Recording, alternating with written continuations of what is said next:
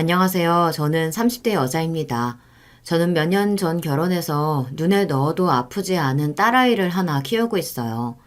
저와 남편은 딸아이가 하루하루 커가는 모습을 보면 아무리 힘든 일이 있어도 다 참고 견딜 수 있었어요.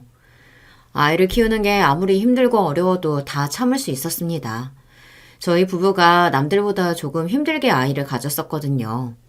결혼하고 4년이 넘게 아이가 생기지 않아 병원에 갔는데 제가 다낭성 난소 증후군이라 한쪽 난소가 기능이 약해 보통 건강한 여자들보다 임신 확률이 많이 떨어진다고 하더라고요. 남편은 임신이 아예 안 된다는 것도 아니고 확률이 낮은 것뿐이니 노력하다 보면 분명히 아이가 생길 거라고 저를 위로했어요. 하지만 저는 마음이 놓이질 않았습니다. 많이 불안했어요. 그래서 병원에서 임신이 쉽지 않다는 이야기를 듣자마자 할 수 있는 건 다 했습니다. 배란 유도 주사를 반년 맞다 효과가 없어서 바로 시험관 시술을 했어요. 시험관 시술도 8개월 넘게 했었는데도 그 긴 시간 동안 테스트기에 두 줄 한 번 본 적이 없었습니다.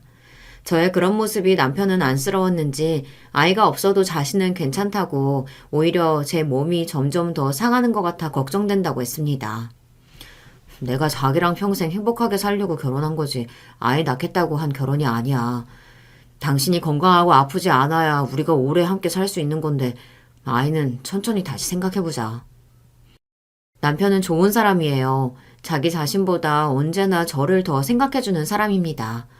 남편도 아이를 원하면서도 제가 부담 가질까봐 항상 아이가 없어도 괜찮다고 말해줬어요. 하지만 저는 시험관을 포기할 수 없었습니다. 물론 남편을 위해서라도 아이를 갖고 싶기도 했지만 사실 제가 더 아이를 원했어요. 제가 아이를 좋아해서 결혼하면 무조건 아이는 둘, 셋은 낳고 싶었거든요.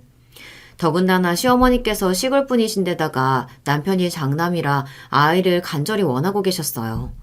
시댁이 지방이라 자주 뵙지는 못하지만 명절이나 시어머니 생신 때 내려가면 시어머니는 저만 보면 아이 이야기를 하셨습니다. 너희는 아직도 애 소식 없니? 결혼한 지가 언젠데 아직도 애가 안 생겨.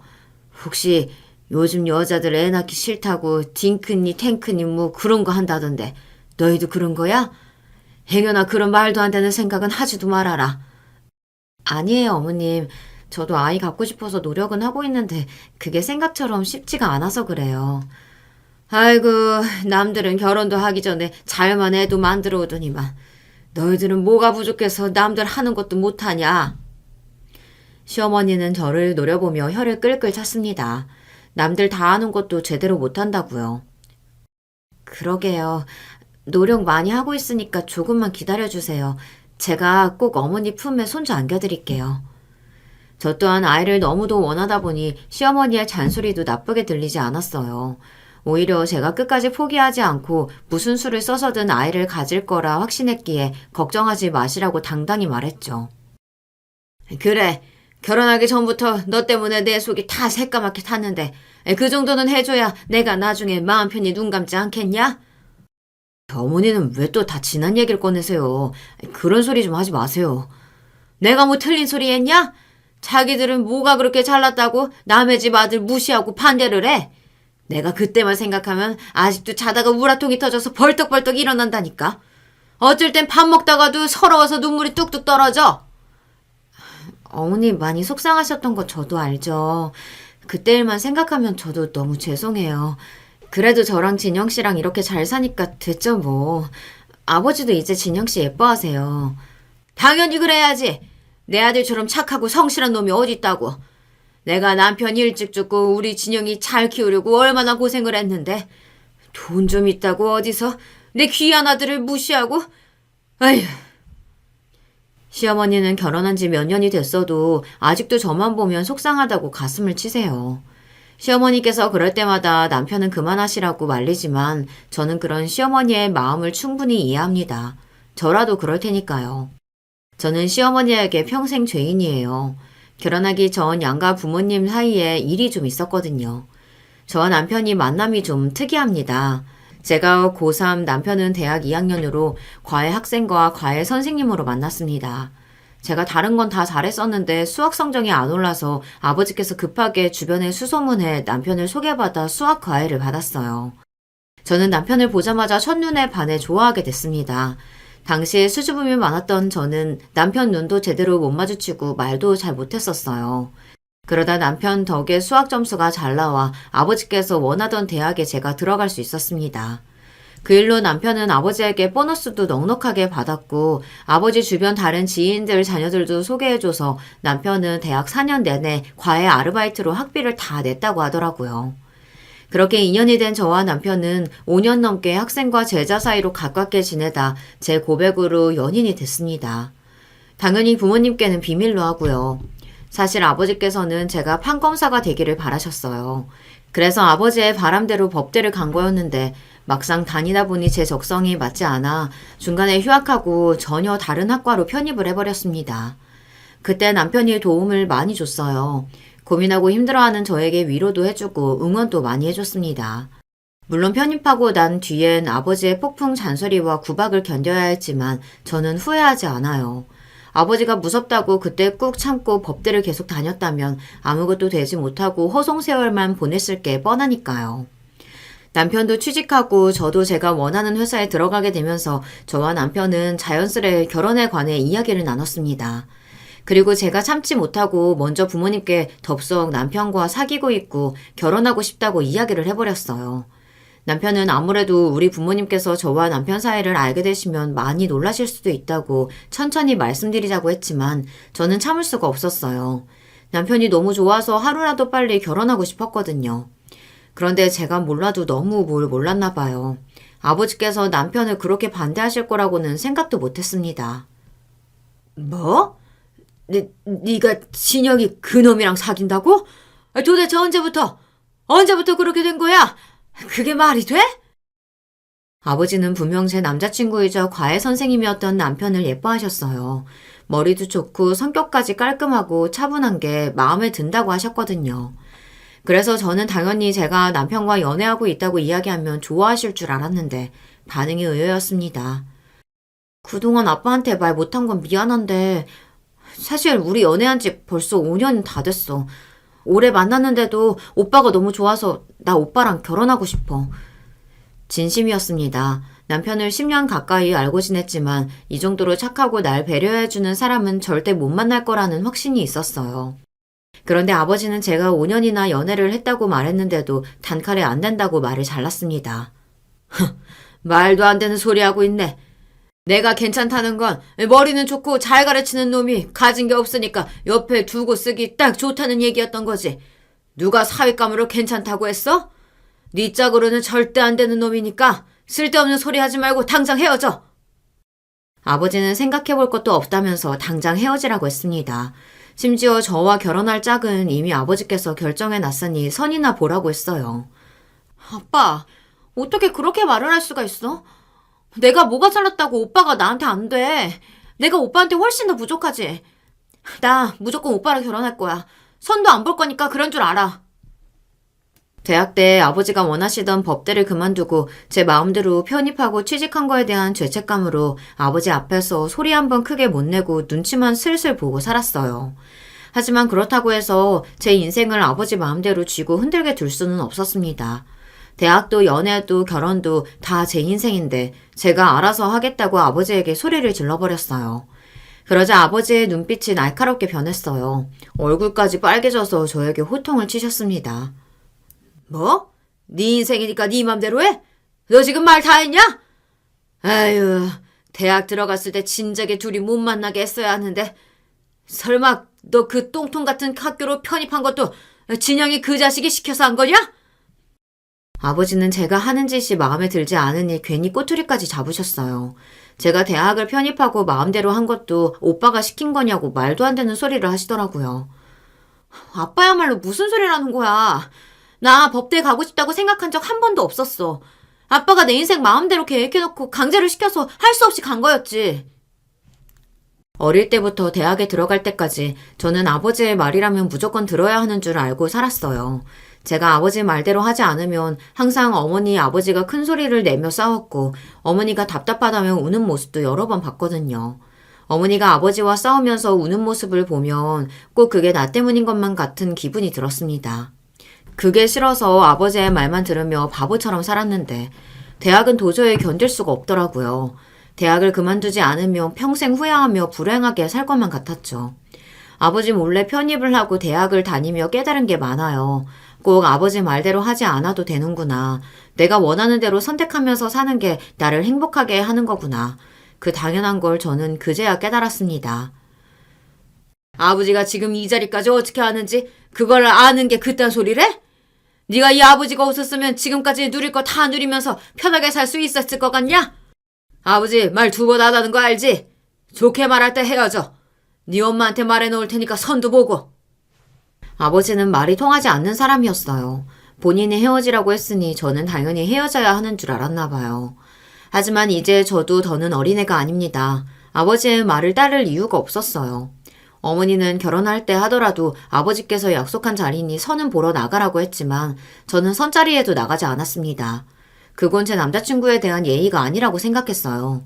그런데 그 일로 아버지께서 더 크게 화가 났습니다. 아버지는 제가 말로 되지 않으니 다른 방법을 썼거든요.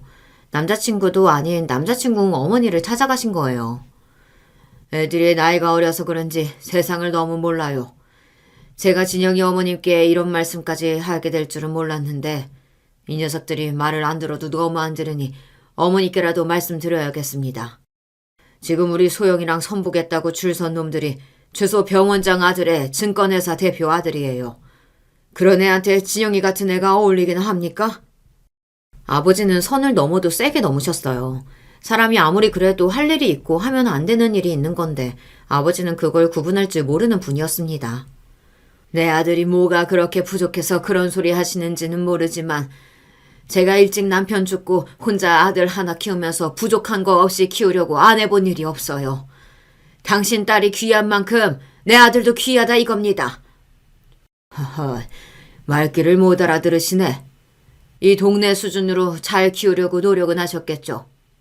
하지만 진영이 걔 저 아니었으면 대학도 졸업 못했으래요.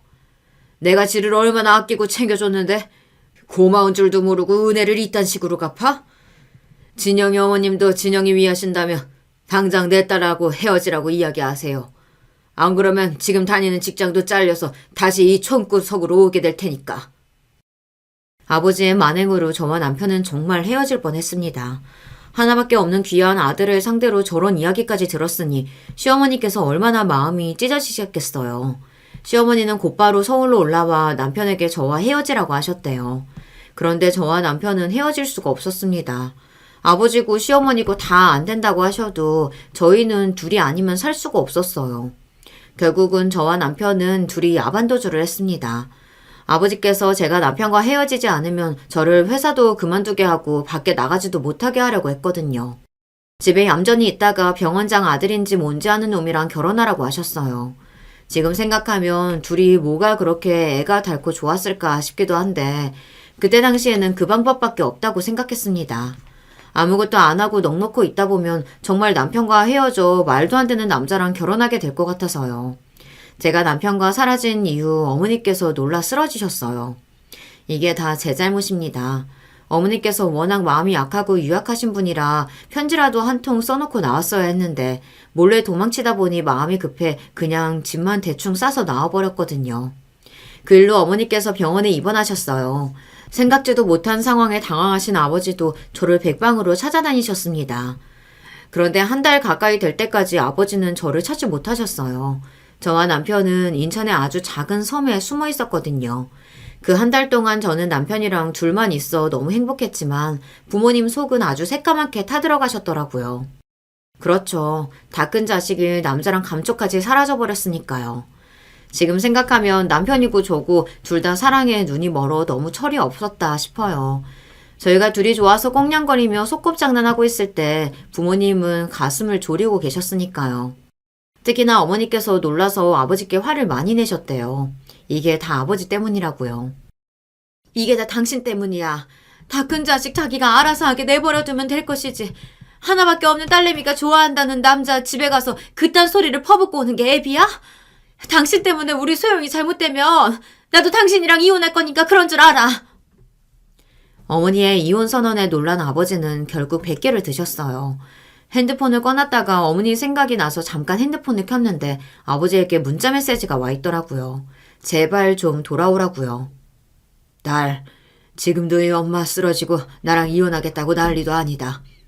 아빠가 좀 심했어. 미안하다. 그러니까 제발 돌아와. 결혼은 아직 이르니까 둘이 연애하는 건 허락해 줄게. 허락도 허락이지만 어머니께서 쓰러졌다고 하시니 저도 너무 놀라서 남편과 다시 집으로 돌아왔습니다. 제가 집을 나가 너무 놀라서 잠깐 쇼크가 오신 거라는데 천만 다행이다 싶었어요. 그때 만약 어머니에게 무슨 일이라도 생겼다면 저는 아마 살 수 없었을 거예요. 그 일 이후 어머니께선 저와 남편의 결혼을 허락해 주셨어요.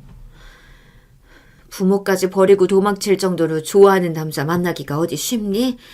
둘이 지지고 볶고 어쩌든 그냥 살아.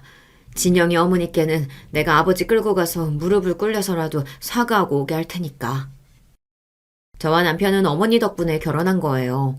제가 아버지에게서 도망칠 정도로 남편을 좋아한다는 마음을 크게 생각해 주셔서 막무가내로 결혼을 밀어붙여 주셨거든요. 그리고 어머니가 아버지 끌고 시어머니를 찾아가 사과를 했습니다. 진영이 어머님, 너무 죄송합니다. 제가 씻을 수 없는 상처를 드렸어요. 그때는 제가 정신이 어떻게 됐었나 봐요. 앞으로 제가 평생 사죄하는 마음으로 진영이 아들처럼 사랑하며 살 테니 제발 용서해 주세요. 아이고, 아들이요? 우리 진영이처럼 부족한 녀석을 대단하신 분께서 어떻게 아들로 생각을 다해 주신답니까? 그런데 어쩌죠? 저는 싫습니다. 대단한 며느리 모시고 살고 싶지 않아요. 아버지께서 무릎까지 꿇지는 않으셨지만 허리를 90도로 숙이고 사과를 하셨어요. 반면 시어머니는 용서할 수 없다고 콧방귀를 뀌셨지만 그날 이후 남편이 오랫동안 설득한 끝에 결혼을 허락받았습니다. 그런 일이 있었으니 시어머니께서 저를 탐탁지 않게 생각하는 게 당연했죠. 저는 시어머니께서 저에게 무슨 소리를 하시든 다 이해합니다. 저희 부부는 그렇게 우여곡절 끝에 부부가 됐습니다. 그렇게 힘들게 결혼에 꼴이냈으니 아이라도 좀 쉽게 생기면 좋으련만. 저는 2년 가까이 시험관 시술에 도전해 이제는 정말 포기해야 하나 싶던 순간, 그 순간 기적처럼 딸아이가 우리에게 찾아왔습니다. 그때의 기쁨은 이루 말할 수 없어요. 양가 부모님께 결혼을 허락받았던 그 순간보다 더 행복했습니다. 아이를 낳고 키우는 동안 저는 전에 경험한 적 없던 행복을 경험했어요. 세상에서 남편을 가장 사랑한 줄 알았는데 제가 낳은 아이는 훨씬 더 예쁘고 사랑스럽더라고요. 저는 딸아이를 키우는 기쁨에 빠져 다른 곳에는 신경 쓸 겨를이 없었습니다. 제가 그렇게 좋아하던 일도 그만두고 아이를 키우는 데만 오로지 집중했어요. 사실 저는 그게 당연한 거라고 생각했습니다. 저도 남편도 둘 다 아이를 간절히 원했고 또 그만큼 힘들게 우리에게 선물처럼 와준 아이이니 우리가 부모로서 최선을 다해야 한다고 생각했어요. 그런데 저만 그렇게 생각했나 봐요. 생각만큼 남편은 육아에 큰 관심이 없었습니다. 애는 그냥 낳아놓으면 알아서 크는 줄 아는 것 같았어요. 남편은 머리만 땅에 대면 자는 사람이에요. 애가 새벽에 1시간, 2시간마다 깨서 울어대는데 아무 소리도 들리지 않는 건지 꼼짝도 안 했습니다. 처음엔 저도 그러려니 하고 참았어요. 매일 출근해서 일하는 사람인데 새벽에 잠이라도 편하게 자게 해주자 싶어 새벽에 일절 깨우지 않고 제가 혼자 아이를 돌봤습니다. 그런데 이게 말을 안 하니 전혀 모르는 것 같더라고요. 한 번은 이런 적이 있었습니다. 명절에 아이를 데리고 시댁에 갔어요. 애가 아직 어려서 차로 지방까지 내려가는 게 쉬운 일이 아니었는데 어머니께서 무조건 내려오라고 하시니 안 갈 수가 없었습니다. 애가 태어난 지가 언젠데 친할머니가 아직 한 번도 안 봤다는 게 말이 되니? 이번 명절엔 무슨 일이 있어도 꼭 우리 손주 데려와. 차로도 4-5시간은 걸리는 거리다 보니 갓난아이를 데리고 내려갈 엄두를 못 냈어요. 그래서 시어머니께 서울로 올라오시라고도 몇 번을 이야기했는데 농사일 때문에 바빠서 오실 수가 없다고 한 번도 아이를 보러 오시질 못했습니다. 그러니 어쩌겠어요. 이번엔 무슨 일이 있어도 내려오라고 하시니 제가 가야죠. 역시나 차를 타고 가는 내내 딸아이가 울어서 힘들게 내려갔습니다. 남편이 운전하겠다고 해서 저 혼자 뒷좌석에서 아이와 씨름을 했어요. 그런데 남편이 대뜸 하는 말이 기가 막혔습니다. 세상에서 제일 착하고 순한 우리 순댕이가 오늘은 웬일로 울어? 우리 아이니 그만 울고 코 자자. 우리 딸더러 순댕이라고 하더라고요. 이제 6개월도 안 되긴 했지만 그동안 딸아이를 키우면서 순하다는 생각을 해본 적이 없어요. 다른 애들보다 잠도 없고 눕기만 하면 울어대서 낮이고 밤이고 쉴 틈이 없었거든요. 순하긴 누가 순하다 그래. 주변에서 봐도 우리 아이니만큼 잠 안 자는 애는 못 봤어. 눕히기만 하면 우는데 진짜 미치겠다니까. 그래? 난 밤새 한 번도 안 깨고 푹 자길래 우리 아이니는 다른 애들과 다르게 순한 애인 줄 알았는데 그 정도면 순한 거 아닌가? 남편이 절대 나쁜 의도로 한 이야기는 아니라는 건 알지만 저도 모르게 순간 욱했습니다. 그 순간엔 저도 너무 힘들기도 했고 남편이 꼭 남의 아이처럼 이야기하는 것 같아 짜증이 나더라고요. 자기 너무하는 거 아니야? 내가 자기 새벽에라도 편하게 자라고 애 울어도 안 깨우니까 그렇지. 우리 아이니 아직도 3, 4시간마다 깨거든? 나는 잠 못 자고 매일 수유하느라 죽겠는데 그런 소리가 나와? 저는 남편이 알고 있는 줄 알았어요. 애가 그렇게 우는데 그게 어떻게 안 들리겠어요. 제가 본인을 배려해서 혼자 끙끙거리고 있다는 걸 알고 조금이나마 고마워하는 마음을 가지고 있겠지 했었는데 충격적이게도 남편은 전혀 모르고 있는 것 같더라고요. 진짜? 왜 말 안 했어? 나는 자기가 그렇게 고생하는 줄 전혀 몰랐네. 남편은 마냥 해맑았습니다. 자기는 반년 내내 새벽에 애가 우는 소리를 한 번도 들은 적이 없다고 너스레를 떠는데 정말 머리를 한 대 세게 쥐어받고 싶더군요. 그제야 알았어요. 아무리 서로 좋아서 결혼하고 아이를 낳았더라도 다 자기만 아는구나. 말을 안 하면 내가 다 괜찮고 힘들지 모르는구나 싶더라고요. 거기서 끝이 아닙니다. 저는 남편이 착하고 좋은 사람이라 결혼한 건데 막상 결혼해서 함께 살다 보니 그게 꼭 좋은 것만은 아니더라고요. 남편은 저에게뿐만 아니라 남에게도 너무 좋은 사람이었어요. 아이가 걷기 시작하고 돌아다니기 시작하니 저는 더 바빠졌습니다.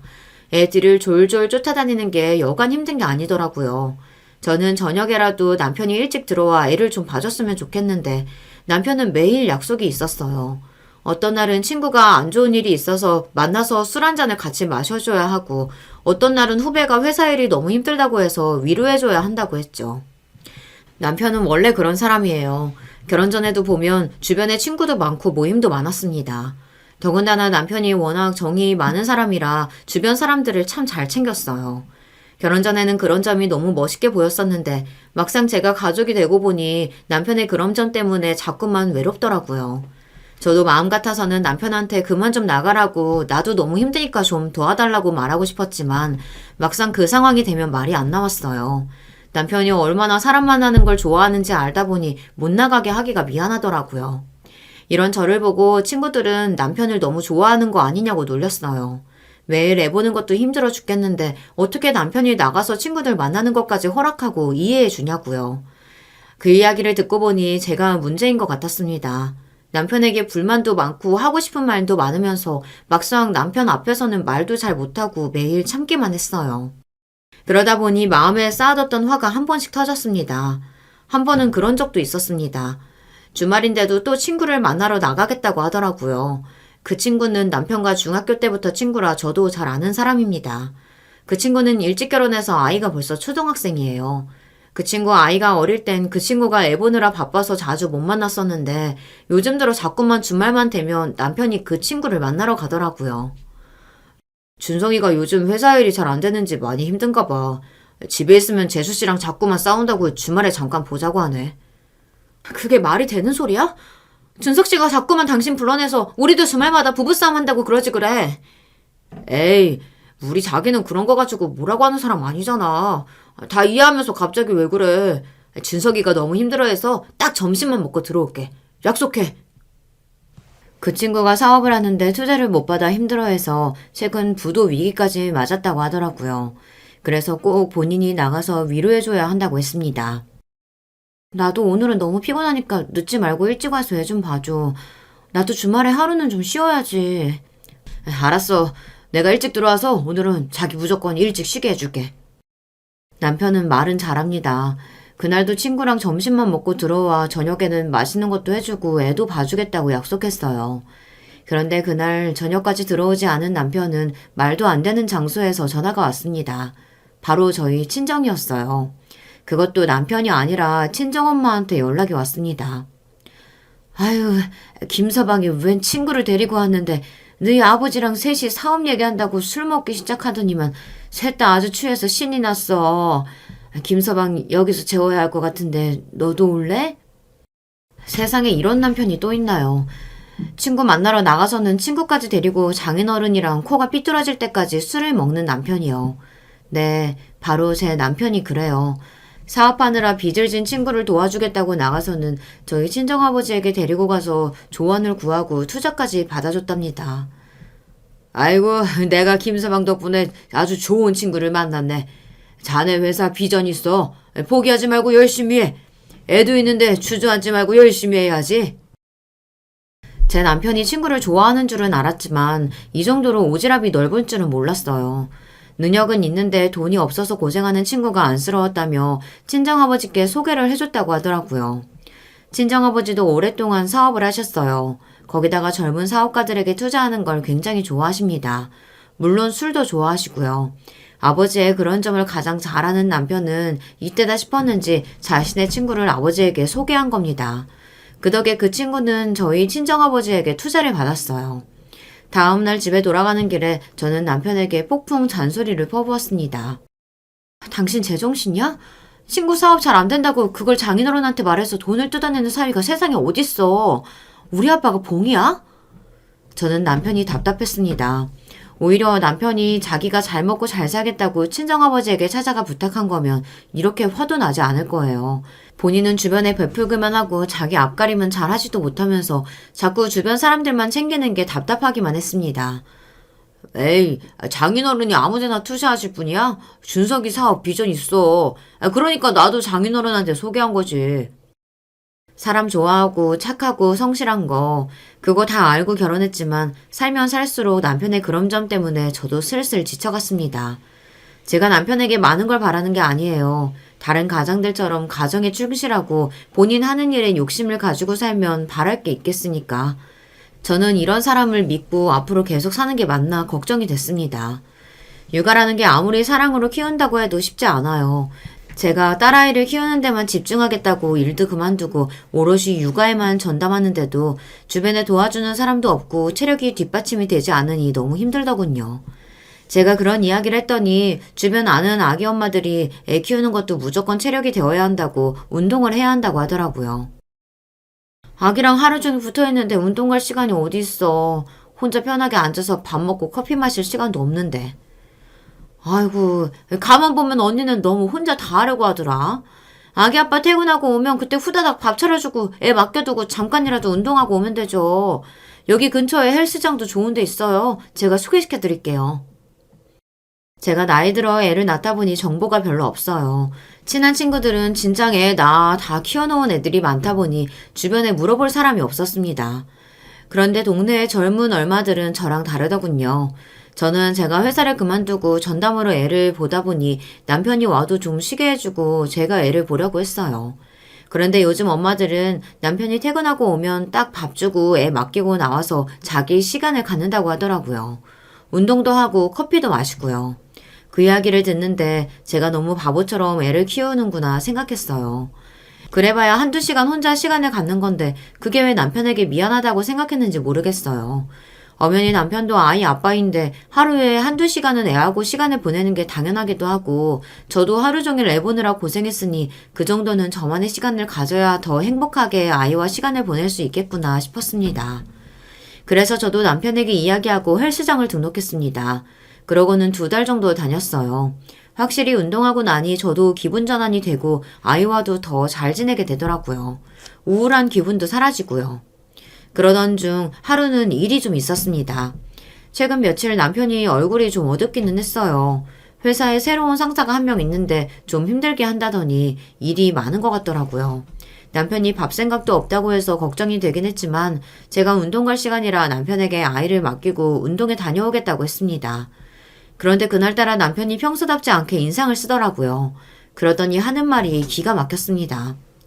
꼭 그렇게 매일 운동을 가야 해? 나도 회사 갔다 와서 너무 피곤하대. 애까지 보니까 지쳐. 당신이 운동을 일주일에 2-3번 정도로 줄일 수는 없어? 운동 갈 준비를 다 마쳤는데 남편이 그런 소리를 하니 저도 기분이 확 상하더라고요.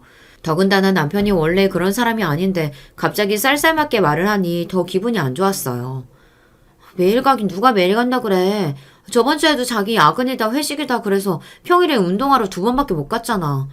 내가 놀러 가는 것도 아니고 집에서 하루 종일 애랑만 있으니까 체력 좀 키우겠다고 가는 건데 그 정도도 못 도와줘? 저는 남편에게 너무 서운했습니다. 하루 종일 나가겠다는 것도 아니고 고작 1시간 나가서 운동하고 오는 건데 가지 말라는 식으로 말을 하니 화가 나더군요. 그래서 주말에도 운동 갔다 왔잖아. 그리고 나는 뭐 놀다 왔어? 나도 집에서 하루 종일 우리 딸이랑 있으면 좋지. 근데 내가 일을 해야 하는 상황이니까 할 수 없는 거잖아. 저도 그렇고 남편도 회사에서 힘들어서 서로 예민하게 굴다 보니 말이 좋게 나가질 않았습니다. 이러다 괜히 더 크게 싸우게 될 것 같아 제가 한번 참았어요. 알았어. 자기가 힘들면 할 수 없지 뭐. 대신 주말에는 나 나가서 운동도 하고 커피도 마시고 올 거니까 당신이 아기 다 봐야 돼. 제 말에 남편도 자기가 말이 심했다 싶었는지 알겠다고 고개를 끄덕였어요. 그러고는 샤워한다고 욕실에 들어가는데 남편이 깊은 한숨을 몰아쉬더라고요. 그 순간 남편의 뒷모습이 애잔하게 보였습니다. 회사가 요즘 일이 많다고 들었는데 아무래도 스트레스가 많은가 싶더라고요.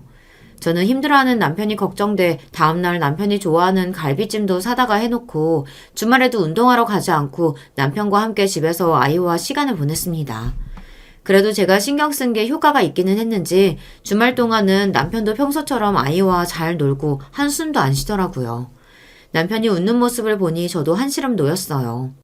그러던 어느 날이었습니다. 아이를 재우고 남편을 기다리고 있는데 그날따라 남편이 늦더라고요. 친구를 만나든 회식을 하든 절대 11시를 넘기지 않는 사람인데 12시가 될 때까지 오지를 않고 연락도 없더라고요. 최근 남편이 회사에서 돌아오면 애와도 잘 놀아주지 않고 힘들어하며 한숨을 내쉬던 게 아무래도 걱정돼 저는 곧장 남편에게 전화했습니다. 그런데 한참을 전화를 안 받더니 이내 전화를 받더라고요. 여보. 나 오늘 회식이라 술을 먹었는데 너무 많이 먹었나 봐. 못 일어나겠어. 원래 술을 많이 먹는 사람이 아닌데 도대체 무슨 일이 있었는지 술을 많이 먹었나 보더라고요. 통화하는데도 술에 취해서 말도 제대로 못했어요. 당신 무슨 술을 그렇게 많이 먹었어? 내가 데리러 갈 테니까 어딘지 주소 좀 찍어서 보내. 회식이라고 했으니 어차피 회사 근처에서 먹고 있을 것 같아 제가 데리러 가기로 했습니다. 애도 잠들었으니 깨지 않을 것 같아서요. 그런데 그날 밤 저는 믿을 수 없는 광경을 보게 됐습니다. 남편의 회식 자리에 도착한 저는 남편이 말한 식당 근처에 주차하고 내렸어요. 그런데 어디선가 이상한 소리가 들렸어요. 웬 남자가 소리 지르는 소리가 들렸습니다. 소리가 들리는 방향으로 따라 걸어가니 식당 옆 골목에 익숙한 사람이 벽에 기대 비틀거리고 있는 모습이 보였어요. 그 사람은 다름 아닌 제 남편이었습니다. 술을 얼마나 마셨는지 몸도 제대로 가누지를 못하더라고요. 더 믿을 수 없는 건 남편이 하는 말이었어요. 부장님, 제가 담배는 안 피워서요. 그리고 술도 더는 못 마실 것 같은데 이제 그만 집에 가보겠습니다. 가만 보니까 부장이라는 남자가 남편에게 담배를 한 대 피우라고 권한 것 같더라고요. 남편은 담배를 피지 않으니 거절했고요. 그런데 그 부장이라는 인간이 자기 입에 담배를 물더니 담배 연기를 남편 얼굴에 불었어요. 그것만으로도 기가 막히는데 하는 말이 더 가관이었습니다. 뭐야? 남자가 담배도 못 피우고 도대체 사회생활을 어떻게 한 거야? 그리고 지금 시간이 몇 시인데 벌써 집에 가? 안 돼! 못 가! 너는 무조건 2차 가야 돼! 그러더니 그 부장 새끼가 남편의 목덜미를 잡고 끌었습니다. 그러자 기분이 상한 남편이 부장을 밀쳐냈어요. 부장님 하지 마세요. 저 너무 취해서 집에 갈 거예요. 술에 취한 남편이 힘 조절이 안 됐는지 부장을 밀어내자 부장이 뒤에 있던 벽에 부딪혔어요. 그러자 그 부장이라는 남자 얼굴이 순간 싹 변하더군요. 그러더니 갑자기 손을 들어올리며 제 남편 뺨을 세게 갈겼습니다. 제가 한참 뒤에 있는데도 짝 소리가 크게 들렸어요. 야, 이게 감히 어디다 손을 대? 이 쪼다 같은 새끼가. 야, 너 이 새끼 명문대 좀 나왔다고 나 또 무시하냐? 그래봤자 내가 네 상사야, 이 자식아. 부장님, 제가 언제 부장님을 무시했다고 그러세요. 그런 게 아닌데. 남편은 얼마나 취했는지 뺨까지 맞고도 정신을 못 차리고 몸을 비틀었어요. 그러자 재수없는 부장 새끼가 웃기 시작했습니다. 이 쪼다 새끼, 맞고도 정신을 못 차리네. 네 마누라도 너 이렇게 쪼다 병신처럼 사는 거 아니야? 그래. 정신도 못 차리는 놈을 2차 데려가서 뭐하냐? 넌 집에나 가라! 그 순간 너무 화가 나서 당장이라도 달려가 부장인지 뭔지 하는 그놈의 머리끄댕이를 잡고 싶었지만 바닥에 쓰러져 졸고 있는 남편 얼굴을 보고 있자니 그 정도로는 제 속이 풀릴 것 같지 않았습니다. 저는 그날 밤 남편을 집에 데려다 놓고 곧바로 아버지께 전화를 걸었습니다. 그러고는 그날 밤 남편에게 있었던 일을 상세하게 다 말했어요. 남편이 당한 일도 서러운데 그 이야기를 아버지에게 해서 뭐하냐고요? 저에게는 다 계획이 있습니다. 아버지에게 말씀드리면 이 일을 아주 속 시원하게 해결할 방법이 있었어요. 다음날 아침 저는 아버지와 남편의 회사로 무작정 찾아갔습니다. 그리고 잠시 뒤 남편이 근무하는 부서로 찾아갔어요. 그러자 회사에서 일하고 있던 직원들은 아버지를 보자마자 모두 다 기립해서 일어났어요. 그리고 그중 그 재수없는 부장이라는 놈 앞으로 아버지가 성큼성큼 다가갔습니다. 그러자 놀란 부장은 허리를 90도로 구부리며 머리를 조아렸습니다. 회장님, 여기까지 어쩐 일로? 어쩐 일은 내가 내 회사 오는데 부장 자네 허락 받고 봐야 되나? 김서방, 우리 김서방 어딨나? 네, 장인어른 저 여기 있습니다. 아버지가 직접 오실 거라고는 남편도 전혀 모르고 있었기 때문에 당황해서 어쩔 줄 몰라 했습니다. 하지만 아버지께서 직접 김서방 하면서 찾으시니 남편도 놀라서 달려왔어요. 그 모습에 더 놀란 건 바로 부장이었습니다. 자기 뺨까지 때린 직원이 회장님 사위라는데 당연히 오금이 저리겠죠. 그랬습니다. 제가 말을 한 가지 안 한 게 있었는데 저희 친정아버지께서 남편이 다니는 회사 회장이에요. 아버지는 3대째 이어져 내려온 기업을 운영 중이십니다. 남편은 그 회사에서 일하고 있고요. 남편이 제 과외 선생님으로 있을 때부터 아버지께서 남편을 굉장히 좋게 보셨어요. 그럴만하죠. 남편이 집안이 평범해서 그렇지 그 시골에서 공부 잘한 걸로 유명해서 학창시절 내내 전교 1등만 하다가 서울 명문대에 떡하니 입학한 수재예요. 거기다가 성격도 차분하고 성실하다고 아버지는 내내 칭찬하시면서 남편이 대학 졸업하자마자 바로 스카우트해서 회사에 입사시켰거든요. 저와 사귄다고 했을 때 그렇게 반대하시면서도 회사에 남편이 필요하기는 했는지 절대로 자르지는 않으셨어요. 사실 저와 결혼한 이후에 아버지께서 남편을 승진시키겠다고 하셨는데 남편은 정중하게 거절했습니다. 회사에도 회장님 사이라는 걸 이야기하지 않고 오로지 자기 실력으로 승진해서 아버지에게 실력을 보여주고 싶다고 했어요. 그래서 남편이 더 성실하게 일한 것도 있어요. 그 모습을 보고 아버지도 남편을 인정하고 기특하게 생각하셨고요. 그래서 회사 내 직원들은 아무도 남편이 아버지의 사위인 걸 몰라요. 결혼식도 가족들끼리만 모여서 조촐하게 해서 참석한 사람도 없거든요. 우리 김서방이 겸손해서 내 사위인 걸 절대 말하지 말라고 신신당부했는데 이번 프로젝트를 너무 훌륭하게 해내서 내가 직접 직원들 앞에서 우리 사위 칭찬도 좀 하고 전할 말이 있어서 내가 이렇게 직접 나왔네. 아버지의 말씀에 직원들 모두가 어리둥절해하며 남편을 쳐다봤어요. 그러자 사람들의 시선을 느낀 남편이 아무래도 민망했는지 직원들에게 꾸벅 인사를 했습니다. 갑자기 놀라게 해서 죄송합니다, 여러분. 제가 장인어른, 아니 회장님 사위라는 걸 알면 다들 불편해하실 것 같아 미리 말씀 못 드렸어요. 남편의 말에 직원들은 다들 어떻게 그걸 숨길 수 있냐고 이야기했어요. 본인들 같으면 너무 좋아서 동네방네 소문내고 다녔을 거라면서요. 우리 사위가 이래요. 이렇게 사람이 겸손해. 암튼 임원회의에서 결정된 내용이라 직원들도 차차 알게 되겠지만 이왕 이렇게 김 과장이 내 사위인 걸 다들 알게 됐으니 이야기하자면 다음 분기부터는 김 과장이 우리 회사 부사장으로 임명될 거야. 아버님, 부사장이라니 말도 안 됩니다. 남편은 그 와중에도 겸손을 떨었어요. 본인에게 부사장 자리가 가당키네 하냐며 손사래를 쳤죠. 저도 이왕이면 남편의 뜻대로 회사에 남편이 회장의 사위라는 사실을 알리지 않고 본인의 능력과 사회생활을 하기 바랬습니다. 하지만 저런 개자식에게 맞으면서까지 회사 생활을 하게 둘 수는 없었어요. 진작에 김서방이 갔어야 할 자리인데 하도 김서방이 거절해서 내가 이렇게 부탁까지 하러 온 거 아니야. 내가 회사에 믿을 사람이 누가 있나. 이번엔 거절해도 절대 안 받아줄 거니까 내 말대로 하게. 지금까지 부사에서 하던 일 정리하고 사무실 옮길 준비해. 부사장이라는 말에 직원들은 다들 시끌시끌했습니다. 그러고는 다들 남편에게 다가와 축하한다고 한마디씩 했어요. 그러고는 다들 남편에게 다가와 축하한다고 한마디씩들을 했어요. 저는 그 순간에도 그 재수없는 부장의 표정만 보고 있었습니다. 다른 직원들은 다들 신이 나서 웃고 있는데 혼자 손톱을 뜯으며 어쩔 줄 몰라 하고 있더라고요.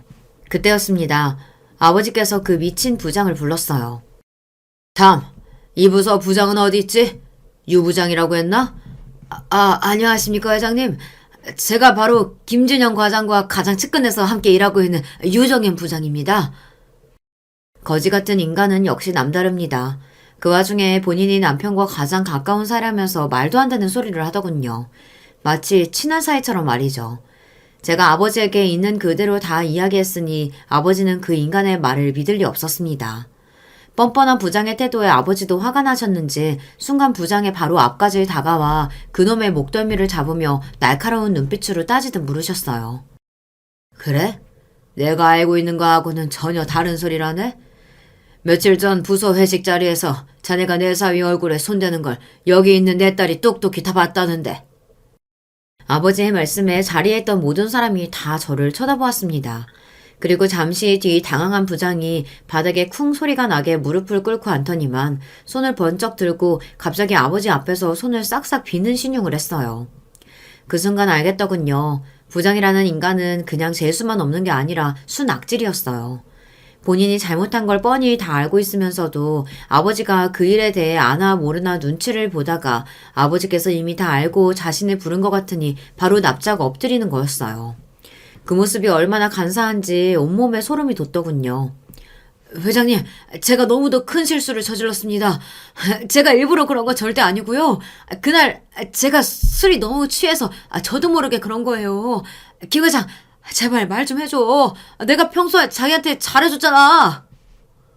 부장은 쪽팔린지도 모르고 바닥에 무릎으로 기어다니며 남편 다리에 매달리더니 사정을 했습니다. 자기가 실수로 그런 것 아니냐고 말 좀 잘해달라고요. 저는 혹여나 착한 남편이 좋게 넘어갈까봐 제가 나서서 똑똑히 봤다고 이야기할 참이었어요. 그건 엄연히 갑질이고 괴롭힘이었다고요.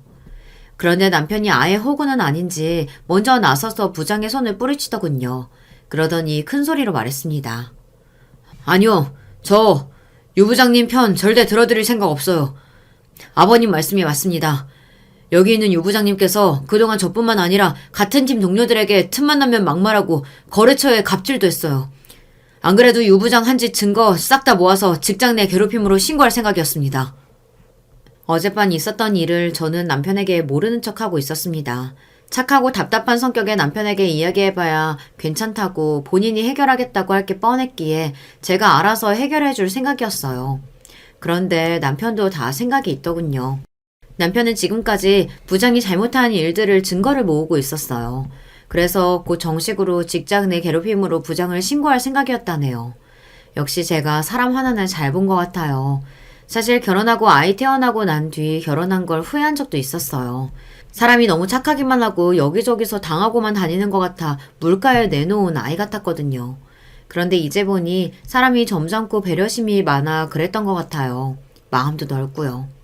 그 이후 남편에게도 많은 변화가 생겼습니다. 저는 혹시나 남편이 끝까지 부사장을 안 하겠다고 하면 어쩌나 했는데 남편도 오랜 직장 생활로 이제 좀 융통성이 생긴 건지 웬일로 아버지 말씀대로 하겠다고 하더군요.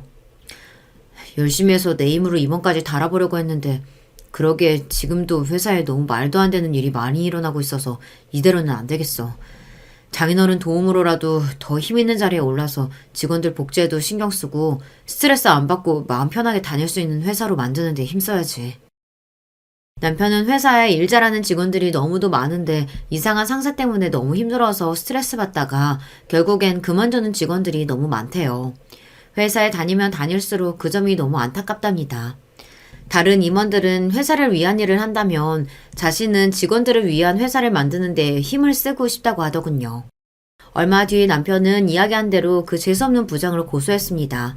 그리고 부사장으로 취임했어요. 남편은 부사장으로 취임한 이후 더 바빠졌습니다. 우리나라 대기업들이나 외국 기업들이 직원들에게 어떤 식의 복지로 일의 능률을 오르게 하는지 공부하고 아버지의 회사에 적용하고자 힘쓰고 있습니다. 그런 모습을 보고 나니 저도 좀 안심이 됐어요. 사실 얼마 전까지만 해도 남편이 착하고 좋은 사람이라는 건 알고 있었지만 남편으로서 믿음직스럽지는 않았거든요. 그런데 이번 일을 통해 남편이 착하기만 한 건 아니라는 걸 알게 됐습니다. 함께 일하는 동료를 챙길 줄 알고 책임감이 있는 사람이었어요. 저도 이제 마음 놓고 남편을 응원할 수 있게 됐습니다. 그리고 또 좋은 일이 하나 더 있어요. 제가 얼마 전 둘째를 가졌어요. 첫째를 워낙 힘들게 가져서 둘째는 기대도 안 했었는데 남편이 승진하고 얼마 뒤 임신 사실을 알게 됐습니다. 고생 끝에 복이 온다고 저나 남편이나 요즘 너무 행복합니다. 우리 집에 일어난 격경사를 여러분께서 많이 축하해주세요. 살다 보면 앞으로 또 어떤 힘든 일이 생길지 모르겠지만 여러분께서 우리 가족을 위해 응원해주신다면 다 이겨내고 살 수 있을 것 같습니다. 끝까지 제 인생 이야기 들어주셔서 감사합니다. 여러분의 가정에도 언제나 행복한 일만 가득하시길 바랄게요. 안녕하세요. 저는 이 채널을 알게 된 이후로 유튜브에 들어오는 재미에 빠져버린 나이든 여자랍니다.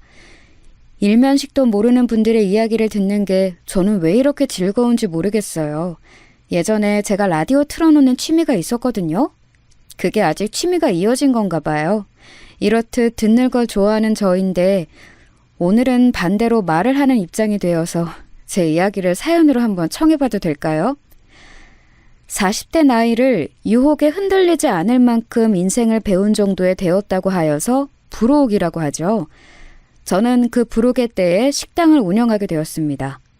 제발 그놈의 유혹에 넘어가지 않았으면 하는 인간을 하나 옆에 끼고 살았었는데 그 인간이 끝끝내 충동적인 성향을 못 버리고 불혹의 나이에 걸맞은 행실을 보이지 못한 덕택에 저는 인생의 끝자락에도 서보았고 도망도 쳐보았다가 용기를 내어서 식당을 차렸던 거예요. 먹고 살 방법을 찾으려고 그랬죠.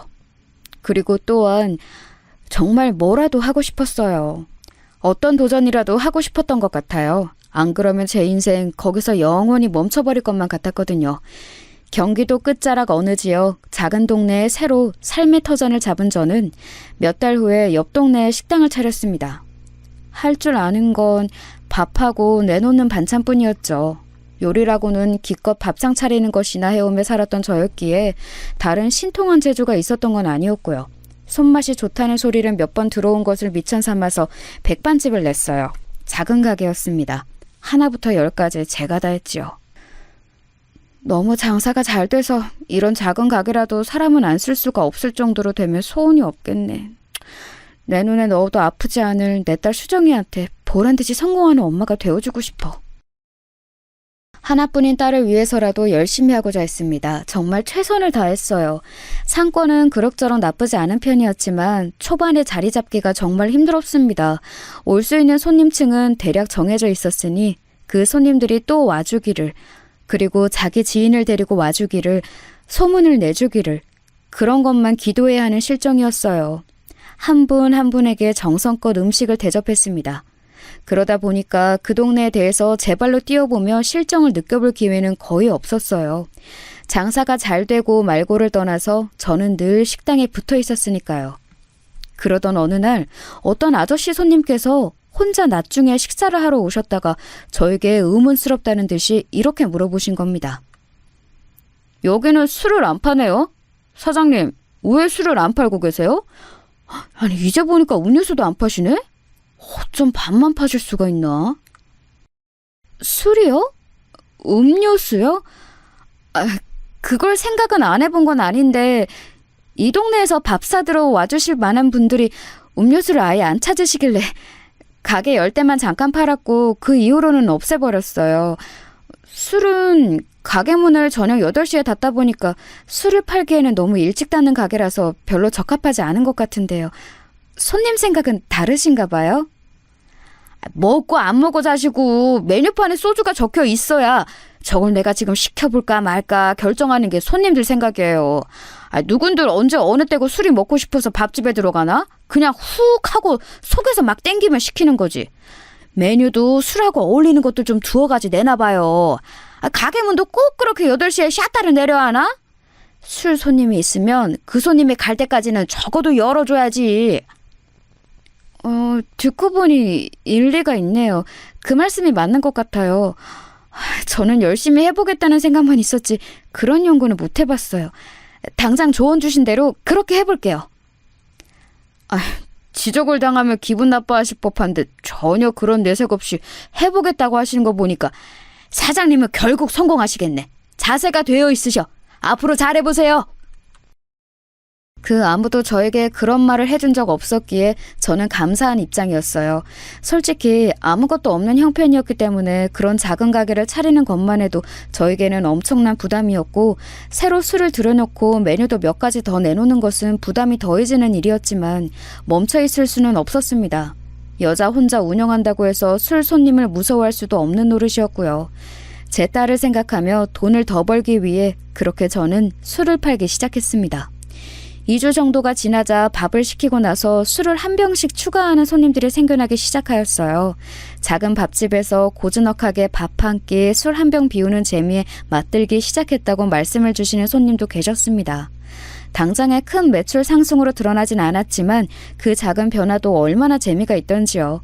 고단한 줄도 모르고 식당 일에만 매달렸어요. 그러던 어느 날 저에게 진심 어린 조언을 주셨던 그 손님께서 또 혼자 방문을 하셨는데요. 그때가 살짝 늦은 시간이었어요. 지나가다가 들렸는데 주문하기 미안해하시는 눈치이셔서 제가 그럴 것 없다고 먼저 물부터 내어드렸습니다. 그래서 그날은 문을 아주 늦게 닫았어요. 지금 생각을 해보니까 뭔가 그 손님과 연관이 되어 신기한 일이 일어났던 것 같아요. 그게 초석이었던 것이죠. 그 손님까지 보내고 정리를 끝내고 나니 시간이 밤 10시 30분이 넘어가던 때였습니다. 정확히 기억을 하는 것은 밤 10시 하던 드라마가 한창 하고 있을 시간이라고 그때 제가 생각을 했었거든요. 당시에 그 드라마가 아주 인기였죠.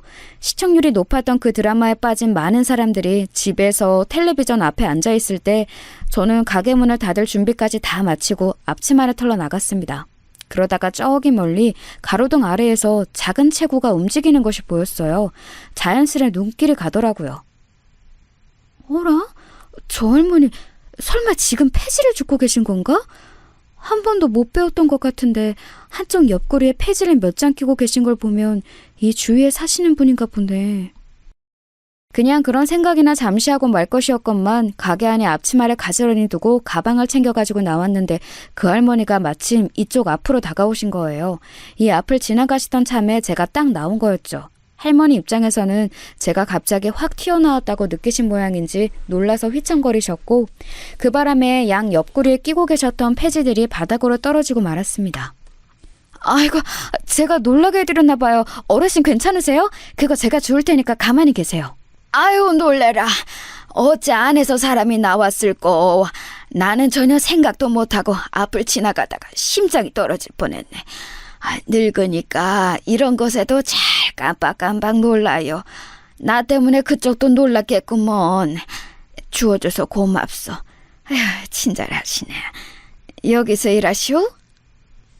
네, 어르신. 여기에서 일해요. 제 식당이거든요.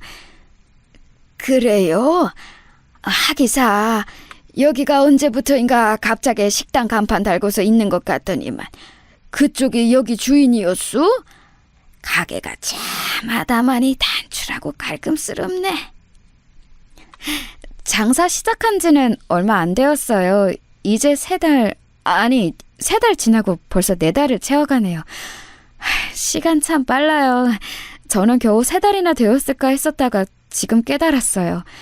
제가 처음 식당을 하는 거고 장사도 처음이고 뭐든 서툴러서 하도 정신이 없다 보니 주변 동네도 못 돌아봤네요. 어르신은 이쪽에 사세요? 나는 이쪽에 삽니다. 저기 모퉁이 꺾여 들어가는 길 보이죠? 저기로 가서 2분만 더 꺾으면 내 집이에요. 집은 그래서 이쪽인데 이렇게 폐지 모으는 건 이미 이쪽에 선점하고 있는 양반들이 있어서 나는 멀리 딴 데 가서 주워요. 그래서 내가 지금은 그것도 안 끌고 나왔잖아. 그 양반들이 혹시나 이 밤에도 나왔다가 나를 볼까 봐서. 그거라면 혹시 폐지 모으실 때 끄는 리어카요? 원래는 리어카도 가지고 계세요?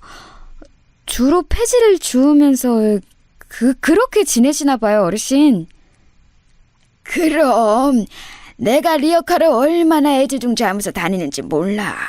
그것만 있으면 한 무더기 폐지를 끌고 다녀도 어디든 갈 수가 있어. 아휴, 그런데 그것도 요새는 기력이 없어서 그런가 잘 안 끓어지대. 하여간에 여기에 식당을 누가 차렸나 했더니 내가 오늘 얼굴을 봐서 속이 시원하구만. 이제 여기를 봐도 궁금증도 없겠어. 많이 파시오. 돈 많이 버시고. 네, 어르신도요. 밤이 많이 늦었습니다. 더 돌지 마시고 얼른 댁으로 돌아가세요. 깜깜해서 위험해요. 그 할머니는 제가 안겨드린 폐지를 양팔로 감으시고는 터덜터덜 걷기 시작하셨어요. 그런데 말씀해주신 댁으로는 반대 방향으로 가시더라고요. 더 폐지를 찾아볼 요량이신 듯 했죠. 별로 주우실 것도 없을 것 같았는데 신경이 쓰이면서도 괜히 짠한 마음이 들었습니다. 그래서 시야에서 그분이 사라질 때까지 저도 모르게 보고 있었던 것 같아요. 내 정신 좀 봐라. 이럴 때가 아니지. 나야말로 얼른 집에 가서 청소나 한 번 더 하고 장볼거리나 미리 적어놓고 그렇게 해야 내일 주말 됐다고 집에 올 딸내미를 마음껏 반겨주지. 그리고 저는 할 일이 생각나서 불이 나게 집으로 갔었죠. 집까지는 늘 걸어서 갔습니다. 버스를 타면 식당에서도 집에서도 정류장이 별로 그다지 가깝지 않다는 핑계를 스스로에게 대면서 말이에요. 버스비마저도 아끼고 싶었던 겁니다. 평소보다 늦은 귀가 그 늦은 밤에 집까지 걸어가면서 저는 피곤한 줄도 무서운 줄도 몰랐던 듯 싶습니다. 다음 날이면 딸이 올 테였으니까요. 제 딸은 당시에 고등학생이었는데 기숙사가 있는 고등학교에 재학 중이었습니다. 기숙사가 없는 고등학교들이 훨씬 더 많고 일반적이잖아요. 제 딸이 어쩌다가 그런 학교에 다니게 되었는가를 따지면 너무나 긴 이야기였죠. 평탄한 가정 환경을 제 딸에게 안겨주지 못해서 저는 늘 미안한 엄마였네요. 아무튼 제 딸이 기숙사 고등학교를 다닐 수 있던 것은 제 친정오빠가 그나마 도와주었기에 가능했던 일이었답니다. 안 그랬으면 저는 기숙사가 있는 학교가 있다는 사실도 그런 곳에 딸을 보낼 생각도 전혀 못했을 테지요. 제 딸이 안정적이고 안전한 학교 생활을 할 수 있다는 것 자체에 너무나도 감사했습니다. 반드시 잘 살아 보여서 제 딸에게도 자랑스러운 엄마 그리고 친정오빠에게 부끄럽지 않고 싶었네요. 이튿날 아주 이른 아침 새벽까지 걸려온 전화가 있었어요. 여보세요? 수정아 우리 딸 웬일로 엄마한테 전화를 다 했어? 지금 기숙사 전화로 하는 거야? 옆방 친구 휴대폰으로 빌려서 하는 거라고? 고마운 친구네. 근데 목소리가 왜 이래? 어디 아파? 엄마 나 집에 못 갈 것 같아. 어제 아침부터 머리가 띵하고 속도 답답하긴 했는데 생리할 때도 멀어서 그냥 별거 아닐 줄 알았거든? 수업도 다 참고 잘 들었어. 그래서 집에 갈 짐도 다 싸놓았는데 오늘 일어나 보니까 머리가 너무 무거워서 천근만근이고 목도 좀 아파. 친구들이 나보고 몸살 감기래. 어깨랑 등 같은 곳들도 아프거든. 세상에 우리 딸 얼마나 힘들까. 네가 아파도 웬만하면 아프다고 하는 애가 아닌데 너 지금 큰일 아닌 것처럼 말을 하는 것뿐이지 너 사실은 엄청 아픈 거 엄마가 다 알아 수정아. 그러니까 얼른 집에 와. 엄마가 죽도 써주고 사다 놓은 고기도 해줄게. 과일 사는 걸 깜빡했는데 그것만 사면 되겠다. 과일 먹어 비타민 채워야지. 그래야 금방 나아. 아무래도 내일 되면 더 심해질 것 같은데 그냥 이번 주말에는 기숙사에서 가만히 쉬면서 회복할래. 괜히 왔다 갔다 하는 것도 피곤하고. 혹시 엄마한테 감기 옮기면 어떡해. 엄마 장사해야 되는데 감기 몸살 걸리면 진짜 큰일 나. 괜찮다고 그래도 상관없다고 말을 해줬어야 했는데 제 딸이 한 말이 맞다고 생각해서 머뭇거려버린 제가 나쁜 엄마입니다. 딸이 먼저 인사를 남기고 끊어버린 전화. 괜히 마음이 아프고 후회가 돼서 한참을 한숨만 내쉬었네요. 저에게는 이제 딸 하나뿐이었고 딸만 보고 가는 인생이라 생각하고 있었기에 아프다는 이야기 하나에도 가슴이 찢어질 듯 했습니다. 부모만 잘 만났어도 행복한 인생을 살았을 똑똑하고 야물딱진 제 딸을 생각하면 미안했어요. 딸이 올 줄로만 알았던 그 주말을 허전하게 보내고 나서 월요일 아침에 문득 준비해놓은 고기를 냉장고에서 보자 착잡해졌죠. 얼려놨다가 이후에 주말에 딸이 오며 고기를 해줄까 싶었는데 저도 모르게 무슨 바람이 들었는지 고기를 가지고 식당으로 출근을 했습니다. 요리에 슬쩍 활용을 해버릴 참이었던 것 같아요. 오늘까지 써버리면 아직 최고로 신선한 때였으니 괜찮을 게 분명했습니다.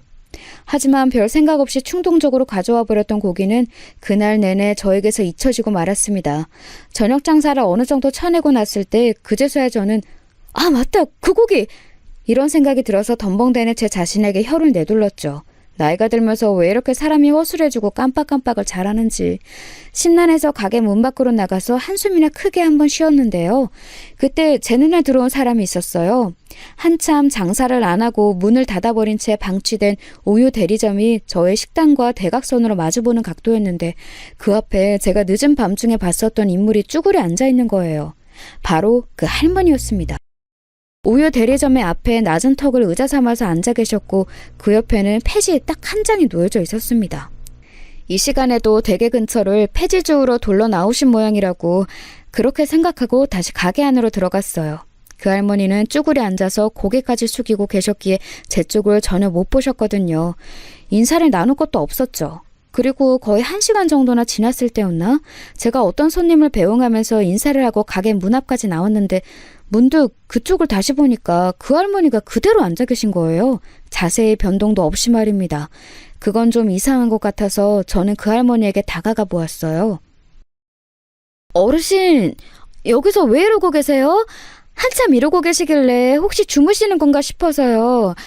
이런 데서 주무시면 허리만 아파요. 댁으로 들어가셔요. 네. 에휴, 그쪽은 이제 보니 저기 식당 주인이구먼. 내가 신경 쓰여서 장사에 방해된 거면 미안하오.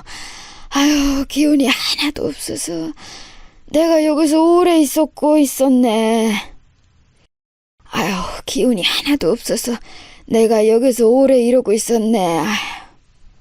방해라니요. 아니에요. 전혀 그렇지 않아요. 그냥 걱정되어서 여쭌 것뿐이에요. 저 그런데 어르신, 식사는 좀 하셨어요? 왜 기운이 없으세요? 아니, 내가 그게 배가 고파서 그래요. 배가죽이 등딱지하고 만나버린 것만 같으네. 아휴, 이렇게 배가 고프다 못해 굶어본 적이 있었나 싶고. 예? 어르신 실례지만 혹시 오늘 아직 한 끼도 못 잡수신 건 아니죠? 조심스레 여쭈어 보았더니 그 할머니가 잠시 후 힘없이 고개만 한번 끄덕이시는 거예요. 세상에, 그때가 이미 한창 저녁 먹을 시간대가 지나고 있었는데 작정하고 다이어트 때문에 굶는 사람들도 그때까지 아무것도 못 먹고는 못 버틸 것 같았어요. 그런데 나이 지긋하게 드신 할머니가 한 끼도 못 드셨다고 하니까 마음이 아프더라고요. 그래서 저도 모르게 그 할머니를 부축하며 일으켜 드렸고 가게로 모시고 갔습니다. 마침 계산 후 배웅해드린 손님 이후로 가게 내부는 텅 비어 있었죠. 자극적인 거 드시면 이럴 때 속이 탈날 수 있으니까요. 간이 안 센 걸로 해드릴게요. 계란 잘 드세요? 계란찜 하나 얼른 해드릴까 싶은데요. 아니에요. 아니고 됐어요. 나 때문에 새로 음식까지 하게 되면 그게 무슨 민폐예요. 그냥 둬요. 아휴, 따뜻한 물 한 잔이나 주면 좋겠구먼. 손사래까지 치셨고 표정에는 난처함이 보이기에 저는 이럴 때 너무 강경하게 권해드리면 안 될 것 같아서 그럼 알겠다고 일부러 답을 드린 후에 몰래 계란을 풀어서 얼른 계란찜을 안 쳤습니다. 그 다음에 따뜻한 물을 가지고 가서 그 할머니와 마주 앉았어요. 어쩌다 굶으셨냐고 그런 걸 여쭈어 보았더니 한숨을 푹푹 내쉬면서 이야기를 꺼내주시더라고요. 혼자 사시는 분이셨어요. 그런데 이틀 전부터 머리가 갑자기 아프셨다고 합니다. 댁에서 음식을 해먹기가 힘드셔서 그냥 있는 식량이나 축 내셨다네요. 머리가 오죽 무겁고 어지럽어야 말이지. 그냥 하도 피곤하고 요새 아침 저녁으로 날씨가 오락가락하니까 몸도 그렇게 따라가나 보다 했어요. 아픈 증세인 줄을 알았다면 약을 얼른 찾아다 먹었을 텐데 그저 머리가 무겁고 몸도 무겁다고만 여겨서 일찍 약을 찾아 먹을 생각도 못했네 그래. 그래서 지금은요? 약을 좀 드신 상태예요? 감기 몸살이실 수도 있어요. 저희 딸도 주말에 연락받아서 보니까 감기 몸살 증세가 시작되어서 무척 아프고 기력이 없다고 막 그러더라고요. 딸이 아파요? 아이고, 장사할 때도 딸이 신경 쓰여서 혼나셨겠네. 나는 약은 아직 안 먹었어요.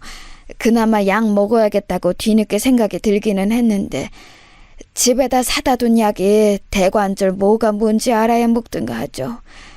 깍대기에 죄다 뭐라고 써 있는지 나는 도통 눈까지 시려워서 볼 수도 없고 뭐 때문에 그 약들을 샀는지도 다 까먹어서 에라이 그냥 안 먹고 말지. 지금은 어쨌든 머리도 덜 무겁고 쑤시는 것 같던 몸도 덜해요. 집에 있던 먹은 것들이 똑 떨어져서 오늘 내내 아무것도 못 먹어서 그냥 기력이 없을 뿐이지. 그렇게 말씀하시면서도 음식은 됐다고 하시던 할머니는 제가 이내 반찬거리를 몇 가지 얼른 내오자 차마 떠나지 못하시고 손에 수저를 쥐셨습니다. 따뜻한 밥 그리고 막 만든 계란찜을 가운데 놔드렸지요. 민폐 끼치고 싶지 않으시다며 사양하셨던 할머니셨건만 허겁지겁 드시더군요. 저러다가 체하실 것 같아서 제가 천천히 드시라며 조심스레 몇 번의 말씀을 드렸어야 했을 정도였어요. 내가 너무 추한 꼴로 먹은 것 같아서 너무 민망스럽고 미안하고 하여간 민폐를 끼쳤어요. 나 이렇게 맛있는 밥을 먹어보는 게 얼마만인지 모릅니다. 음식 솜씨가 너무 좋으시네.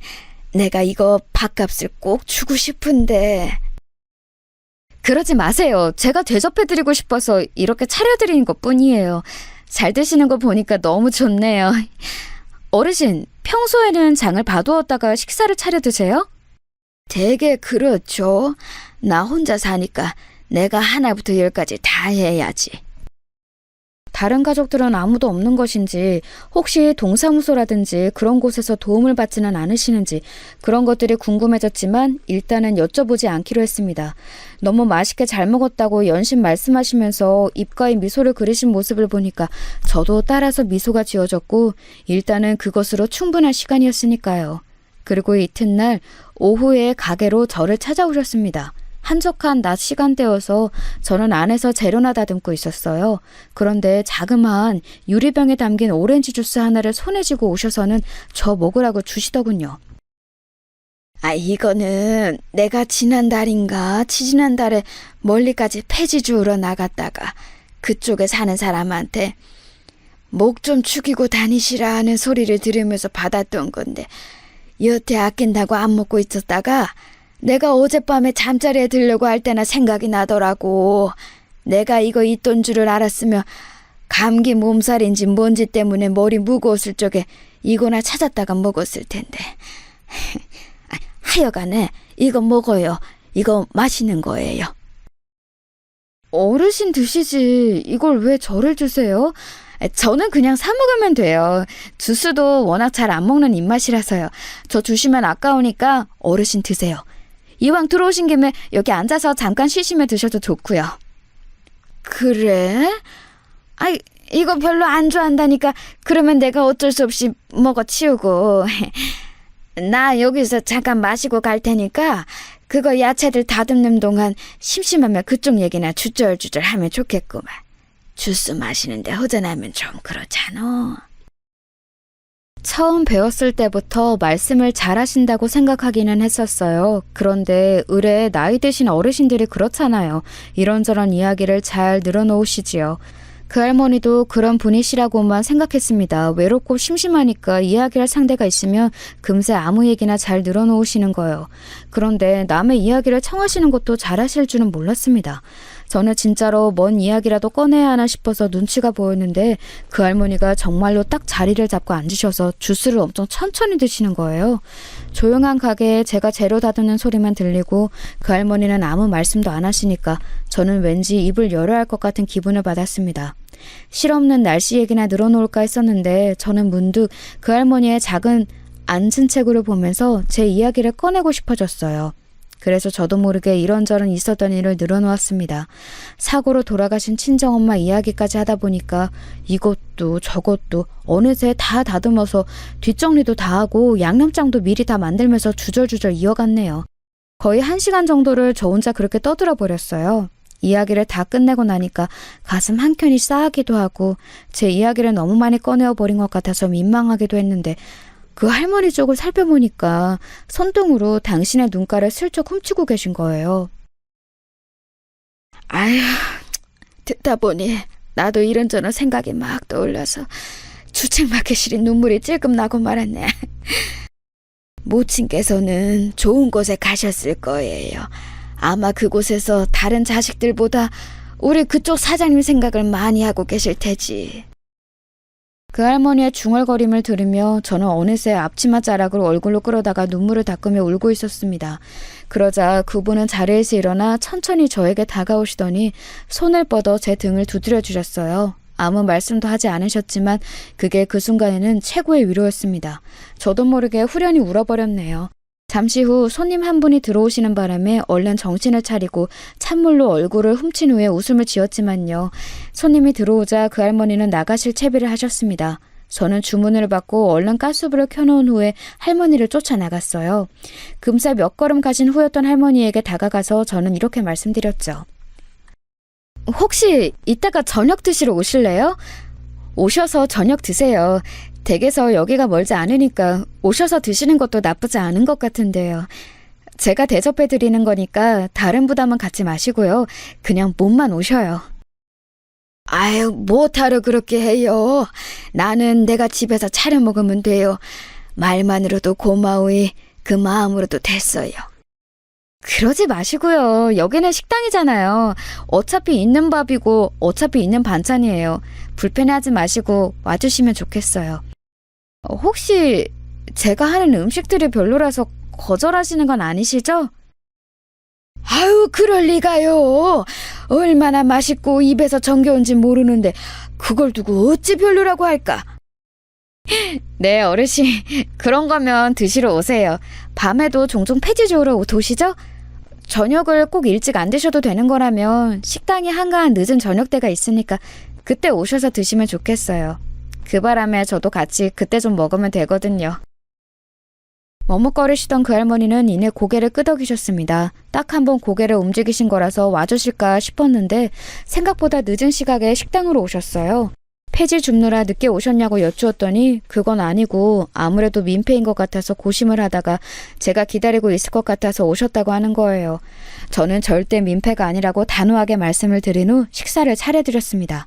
반찬을 안 가리고 정말 잘 드시더라고요. 지난번에는 미처 몰랐는데 식사하시는 모습을 보니까 무척 품격이 느껴지는 분이셨습니다.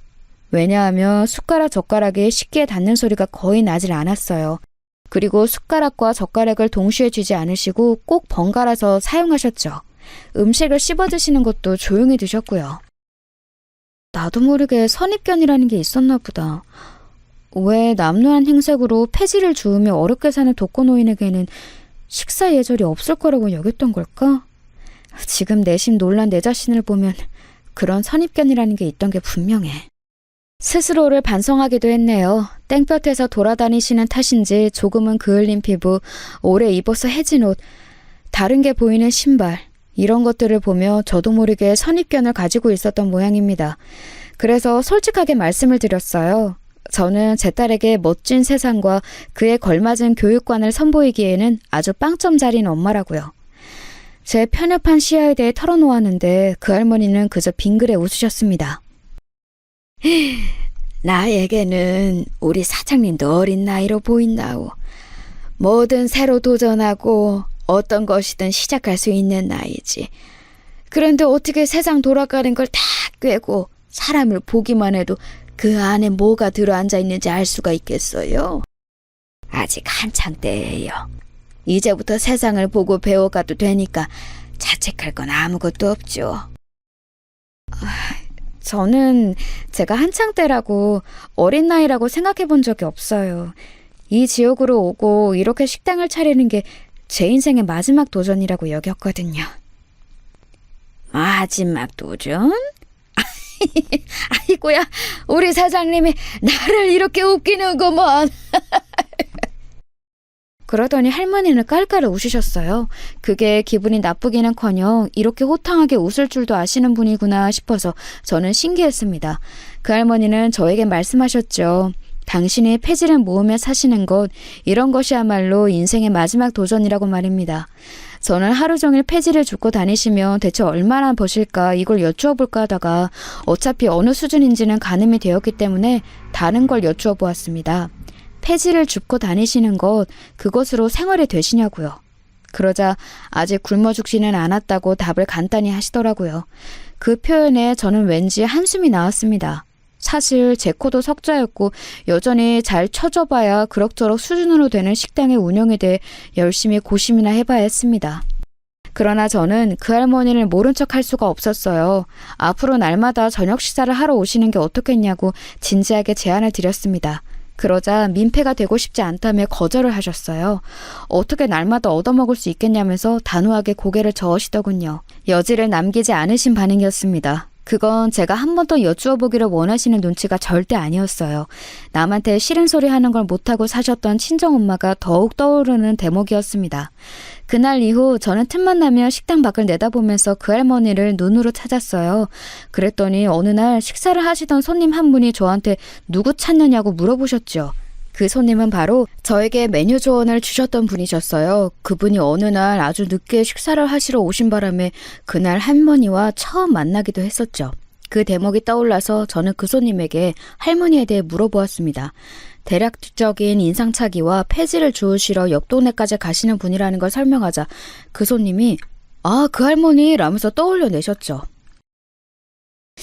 이 동네로 오신 지 올해로 3년인가 아니면 4년인가? 그 정도 되는 분이신데 어느 날 갑자기 그냥 호련히 나타나셨어요. 그전까지는 어디서 뭐하며 살다가 오신 분인지는 아무도 모르죠. 본인 얘기를 절대 안 하고 사신다나? 그래서 이 부근에 사시는 할머님들도 그 할머니하고는 아무도 안 친한 걸로 압니다. 묵묵하게 폐지 주우러 멀리까지 나가시는데 혹한 추위에 한 번은 발이 얼어붙어서 옆 동네까지 가셨다가 이쪽으로 돌아오시는 길에 길바닥에서 쓰러지신 적이 있었을걸요? 동네 사람이 마침 지나가다가 봤는데 아니 글쎄 발가락이 이미 얼어 있었다네요. 발가락이 얼어요? 제가 보니까 걷는 게 편해 보이시지는 않던데 설마 그때 후유증일까요? 대체 왜 그렇게까지 폐지를 주우러 다니신 건지. 그러다가 건강에 축나서 폐지 주워서 버시는 몇 푼에 비하자면 엄청 손해이실 것 같은데요? 당연히 손해이기는 하지만 당장에 먹고 살 길이 막막하고 의지하고 기댈 자식 하나 없고 수중에는 땡전 한 푼도 없고 그러면 어쩔 수 없이 날이 추우나 더우나 폐지를 주우러 나가는 거죠. 이 동네에는 그냥 습관적으로 눈만 뜨면 폐지 주우러 나오시는 분들도 많아요. 그러니까 그 할머니가 아주 멀리까지 가서 폐지를 주우시는 거겠지만요. 그것도 다 경쟁입니다. 그 손님이 덧붙이시기를 그 할머니의 지난 인생에 대해 아무도 모르지만 누구나 예상은 가능하다고 그랬습니다. 지금 사시는 모습을 보면 뻔하다는 것이었지요. 마음이 안 좋더라고요. 그 할머니는 저를 의식하신 것인지 멀리 폐지를 주우러 옆 동네를 다니실 뿐 식당 앞에 길을 다니며 이쪽 폐지를 찾지는 않으셨습니다. 그러던 중에 주말에 딸이 집으로 왔길래 이런 이야기를 제가 공유를 해봤어요. 밥을 먹던 와중에 듣고 나서 한참 가만히 있더니 딸은 자기 방으로 아무 말도 없이 들어갔습니다. 제가 괜한 오지랖을 부리고 있다고 식당이나 잘 운영하라고 딸이 그렇게 생각을 하고 있을까봐 저는 미안해졌죠. 엄마가 또 못난 모습만 보인 것 같아서요. 그런데 그날 저녁 딸이 저에게 의외의 말을 해왔어요. 엄마, 나는 엄마가 그 할머니 도와드려도 좋다고 생각해. 그냥 엄마 마음 가는 대로 해. 정말? 진짜로 그렇게 생각해? 엄마가 너무 주제넘게 오지랖 부리는 건 아닐까? 엄마 코가 석자인데. 그렇지만 그 할머니를 더 챙겨드리고 도와드리고 싶은 마음은 사실이야. 그러니까 엄마 마음대로 하면 되는 거야. 나한테는 친할머니가 사실상 옛날부터 없었던 존재였고 외할머니는 별로 안 친했는데 금방 떠나기도 하셨고 그러다 보니까 나는 할머니라는 존재가 나한테는 없는 이름처럼 느껴지는데 엄마가 할머니를 챙겨드리고 싶다니까 왠지 찬성하고 싶어. 역시 제 딸이었습니다. 얼마나 착하고 청명하던지요. 그리고 마음도 따스했어요. 저보다 100배 나은 제 딸 수정이 덕분에 저는 결심을 마쳤고 이틀 뒤에 작정하고 오후에 한적한 때에 식당을 나섰습니다. 그랬다가 그 할머니를 딱 발견하였지요. 망설이지 않고 가서 분명하게 말씀을 드렸습니다. 식사하러 매일 들르셨으면 좋겠다고요. 제 마음이 그렇게 하고 싶다고요. 왠지 이전보다 더 앙상하게 보이는 그분의 손을 보자 저도 모르게 말이 아주 우렁차게 나갔습니다. 하지만 그에 불구하고 할머니는 고마움의 눈빛을 하시면서 고개를 저으셨어요. 민폐를 끼치는 것도 싫고 누군가에게 동정을 받는 것도 싫다고 하셨죠. 하지만 저는 이미 결심을 마친 후였기에 씩 웃으면서 이렇게 말씀을 드렸습니다.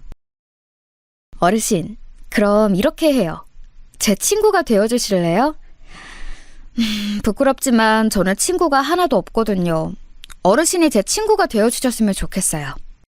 혹시 나이 차이가 너무 많이 나는 친구는 사귀기 싫다고 깔보시는 건 아니죠? 친구 하는데 나이가 왜 필요해요? 그런 걸 따지는 것만큼 살면서 부질없는 것도 몇 없구만. 옛말에 하물며 어린아이한테도 배울 점이 있다고 했지. 나이는 어찌 보면 몸뚱이가 그만큼 늙었노라고 말해주는 용도 하나에 지나지 않는 걸 수도 있어요. 좋은 말씀이세요. 저도 앞으로 그렇게 생각하며 살아야겠어요. 그래야 오래 젊게 살죠. 그러면 저하고 친구하기로 어르신 결정하신 거죠? 맞죠? 그 할머니의 표정에서 이크 당했다 이런 기색이 읽혀서 저는 그만 웃고 말았습니다. 난감해하시던 할머니는 제가 계속 웃으니까 결국 표정을 풀으시고 당신도 저를 따라서 웃어 보이셨어요. 공식적으로 친구 사이가 되었는데요. 그 바람에 저는 그 할머니에게 매일 식사를 대접해드릴 수 있게 됐습니다. 왜냐고요? 친구 사이에 밥 한 끼 차려줄 수도 있는 거 아니냐고 제가 그랬더니 그 할머니가 꿀먹은 벙어리가 되고 마셨거든요. 주기적으로 계속 오셔서 식사를 하시기로 한 뒤 초반에는 왠지 어색해 하셨고 저도 그런 걸 느껴서 더욱 이런저런 대화를 청했죠. 하지만 며칠이 지나자 금세 적응이 되었어요. 저는 할머니가 오실 때에 맞춰서 따로 자그마한 상 준비에 들어가게 되었고요. 그 할머니는 그때에 맞춰서 폐지를 주우시는 일정을 마치신 후에 식당으로 오셨습니다. 저는 주로 옆 동네를 도시면서 보고 들으신 할머니의 그날 이야기를 들었어요. 동네 개가 고양이가 싸운 이야기 하나도 아주 실감나게 정말 흥미롭게 해주시는 분이셔서 저는 늘 귀를 쫑긋 세웠습니다. 하고자 하시는 말씀을 조리 있게 잘 전달하시는 분이라는 것을 겪을수록 알게 되었는데요. 이런 분이 어떤 인생을 살아오셨을지 제가 안 궁금해질 수는 없었죠. 하지만 그 할머니는 당신의 현재는 얼마든지 알려주셨지만 과거 이야기는 해주지 않으셨어요. 이 동네로 올 때 과거는 다 저 먼 곳에 두고 왔다고만 해주셨네요. 제가 그런 걸 궁금해했다면 그분은 저에게 가장 궁금해하셨던 게 바로 제 결혼 생활이었습니다. 딸은 있는데 남편이 없었으니까요. 실패한 결혼이었고 실패한 결혼 생활이었어요. 저에게 그 실패가 남긴 게 제 인생에서 유일한 성공이라고 말하고 싶은 제 딸 수정이라는 것이 인생이란 정말 알 수 없는 거라고 생각합니다. 뭣도 모를 때 반쯤은 충동으로 한 결혼이었어요. 살면서 저에게 네가 나한테 1순위다 이렇게 말해주는 사람은 그 인간이 처음이었거든요. 그래서 결혼까지 했어요. 다들 저를 말렸는데 그걸 듣지 않았고요. 저 진짜 한심하죠? 인생을 망치고 싶어서 환장했었나 봐요. 사랑받고 인정받고 싶지 않은 사람이 이 세상에 없어요. 그런 걸 드러내고 사느냐 아니냐의 차이일 뿐이지. 그 누가 우리 사장님을 욕하라. 아무도 못 그래요. 아무도. 참 묘한 분이셨습니다. 별거 아닌 듯이 말씀을 툭툭 던지시는데 가만히 곱씹어보면 인생을 허심탄회한 시선으로만 바라봐야 깨달을 수 있는 것들을 많이 알고 계신 분이셨죠. 그렇지 않고서야 그리 말씀들을 해주실 수는 없었어요. 그리고 하나같이 저에게 위로가 되었죠. 저는 그 할머니에게 제 결혼생활 이야기도 다 털어놓았어요. 결혼하자마자 저는 임신을 했었고 그 인간은 바람을 피웠었죠. 미안하다고 실수였다고 하는 변명 따위에 저는 눈을 감았었고 그게 바로 최고의 실수였습니다. 바람은 정신병이더라고요. 실수 같은 게 아니라 병이었어요. 제가 알아냈던 상간녀만 넷이었습니다. 그것들에게 허세를 부리기 위해서 카드 빚을 쌓았던 그 미친 인간 때문에 저와 제 딸은 악몽과도 같은 일상을 보내야 했어요. 그 인간이 제 명의의 카드를 긁어대는 바람에 저는 신용불량자로 오래 살았고요. 이혼도 쉽게 안 해준 그 인간은 제 딸이 보는 앞에서 저를 때리기도 했습니다. 빚만 얻은 채 딸 하나만 간신히 챙기고 이혼을 했지만 그 악몽에서 벗어날 수 있던 것만 해도 감사했네요. 그런데 몇 번 저희 모녀를 이후에 찾아오는 바람에 이사까지 다녀야 했습니다. 딸이 중학교 시절 그 인간이 집 앞에서 기다리고 있다가 마주친 적도 있었죠. 저는 일을 나가 있었고요. 그런 경험도 있었기 때문에 기숙사가 있는 고등학교를 진학을 해서 얼마나 다행이었는지 몰라요.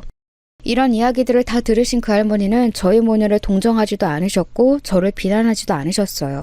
그저 테이블 위에 제 손을 두어 번 어루만져 주셨죠. 그게 참 제 마음을 따뜻하게 어루만졌던 것 같아요. 기묘하지만 분명했던 친구 사이는 몇 주, 몇 달을 지나 해가 바뀌도록 계속 이어졌습니다. 하지만 영원한 건 없는 법이었어요. 제 딸은 고3 수험생이었고 진학이 확실시 되는 대학교들은 대략 정해져 있었습니다. 그리고 식당은 점점 더 안 되고 있었어요. 왜냐하면 아주 가깝지는 않아도 같은 상권이라 할 수 있는 곳에 커다란 한식 뷔페 식당이 들어왔거든요. 저렴한 돼지갈비집도 2달 간격으로 생겼고요. 제 식당은 상대도 안 됐습니다. 결국 저는 식당 자리의 계약 기간 2년을 채우는 대로 정리하기로 할 수밖에 없었어요. 딸의 대학 진학을 대비해서 아예 이사를 갈 요량이었죠. 단연 제가 아쉬운 건 그 할머니였어요. 제 유일한 친구요. 제가 운영이 힘들어서 식당을 접으려고 한다는 말씀을 드렸을 때 놀랍게도 그 할머니는 나도 떠날 참이다 라고 하셨습니다. 나는 내 인생의 마지막을 내 고향에서 보내기로 이미 마음을 정한 바였어요. 떠날 시기를 언제로 잡느냐 그것만이 문제였지. 그런데 우리 사장님이 떠난다고 하니 아무래도 이건 하늘이 내가 고향 갈 때를 알려주는 것 같으네. 얼마나 섭섭하던지요. 저는 식당을 정리하고 떠날 기간이 5개월여 남아있었지만 그 할머니는 다음 날에 바로 떠날 거라고 했습니다. 떠나는 동네가 어디인지도 말씀을 안 해주셨어요. 저는 그분을 설득해서 휴대폰을 개통하러 갔어요. 자꾸 연락할 사람 없다고 휴대폰이 필요 없다고 하시던 분이었거든요. 앞으로 연락하고 지내려면 휴대폰은 꼭 있어야 한다고 도시에 가시든 시골에 가시든 필수라고 그랬죠. 노력 끝에 그분에게 휴대폰을 안겨드릴 수 있었습니다. 비용은 다 제가 댔죠. 요금제는 가장 저렴하고 간단한 것으로 해놓았고요. 앞으로 휴대폰비 내시기 어려워지면 꼭 연락 좀 주시라고 제가 당부를 드렸습니다. 그랬더니 저에게 계좌번호를 알려달라고 하셨어요. 저는 홀린 듯이 적어드렸는데 그리고 나서야 깨달았죠. 아차, 내 계좌번호를 알려드리는 게 아니라 반대로 내가 그분의 계좌번호를 알아야 앞으로 돈을 드리는지 할 수 있는 거잖아? 착각해버렸네? 이런 바보 같은 착각이 있을 수 있나 싶었어요. 아무래도 그 할머니 역시 순간적으로 혼동을 하신 모양이라고 생각했죠. 하지만 아니었습니다. 며칠 뒤 저는 문자 한 통을 받게 되었어요. 저장된 이름을 보고 기념비적인 그분에게 받는 참 문자라는 생각에 미소 지었던 저는 내용을 보고 가슴이 철렁했습니다. 그동안 고마웠어요. 친구라는 거 정말로 좋은 것이더만. 나같이 지독한 인간에게도 친구가 생길 수 있다는 것. 그것을 말년에나마 알아서 얼마나 행복한지. 나는 후회가 너무 많은 인생을 살았습니다. 나의 유일한 벗이여. 젊은 그대는 그렇게 살지 마시오. 앞으로 나의 벗과 그 딸에게 풍족한 앞날이 깃들기를 바라니. 나의 재산으로 내가 그러지 못한 것만큼 멋진 앞날을 살아줄기를. 몇 번이고 읽고 나서야 이것이 작별 인사라는 것을 알았습니다. 답장을 쓰다가 지우고서는 전화를 걸어봤어요. 그런데 전화가 꺼져 있더라고요.